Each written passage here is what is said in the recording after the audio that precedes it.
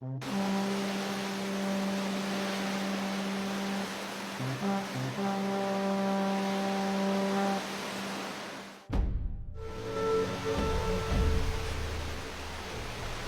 originally was a center for the trade in timber and gold.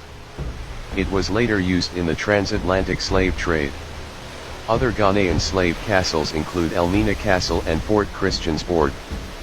They were used to hold slaves before they were loaded onto ships and sold in the Americas, especially the Caribbean. Under the rule of the Dutch West Indies Company, around 30,000 slaves a year passed through Elmina's door of no return, right up until 1814 when the Dutch slave trade was abolished.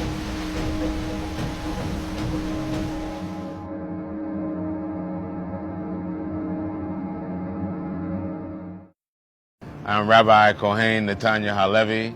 I am the Executive Director of the Panafest Foundation, in charge of organizing the Panafest Festival, as well as a member of the National Steering Committee of the Year of Return. We are here at the infamous Cape Coast Castle Dungeon, here in Cape Coast, Ghana.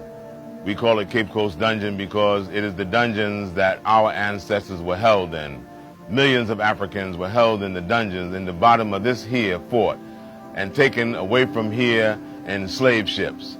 And because of that, we have come back here to what we call the scene of the crime committed against African people, a crime that was perpetrated for over 400 years. And now 400 years later, we're here to celebrate the resilience of the African spirit that refused to be dominated by foreign oppression that took place over these centuries, that we're back here to say we have returned. Here is housed the infamous door of no return, when the African ancestors who went through these doors thought they'd never see these shores again.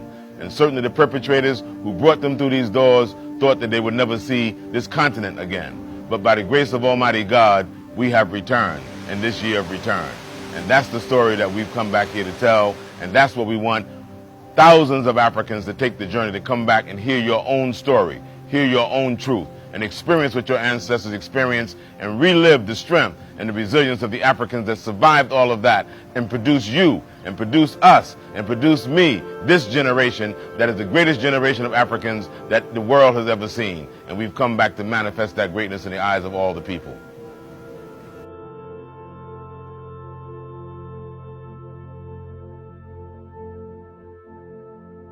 I'd like to invite and encourage all Africans in the diaspora to come home to Mother Africa. That's what this year of return is all about. We have traveled to foreign lands, we've given of our strength, we've given of our mind and our imagination and our spirit in foreign lands to help make other places great, but this is a time that our ancestors are actually calling us back home to Mother Africa via the window and the door of Ghana, that we might make our meaningful contribution back to our motherland and back to Mother Ghana so that we Africans can make Africa great again.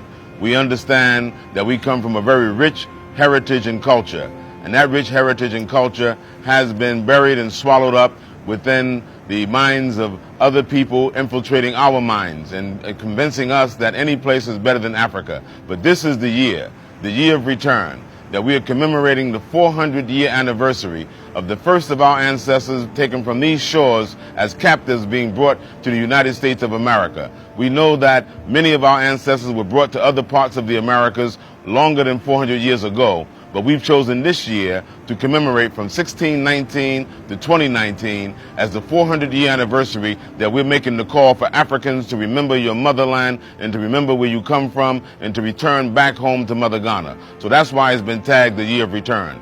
The President of the Republic of Ghana, Nana Addo Dankwa Akufo-Addo, launched in the United States of America